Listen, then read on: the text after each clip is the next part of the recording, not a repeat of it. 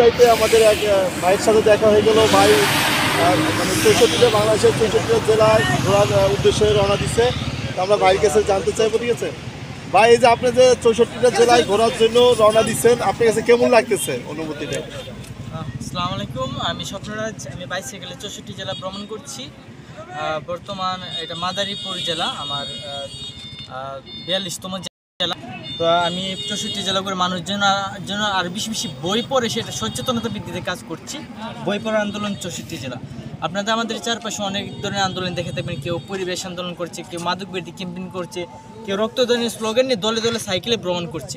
কিন্তু আমাদের সবচেয়ে যে গুরুত্বপূর্ণ যে আন্দোলন, যেটা বই আমাদের সত্যিকারের মানুষ গঠনের ক্ষেত্রে সবচেয়ে বড় যে ভূমিকা রাখে বই, সেই বইটাকে নিয়ে কিন্তু আমাদের তরুণ সমাজ তেমন একটা সচেতনতা সৃষ্টিতে কাজ করছে না।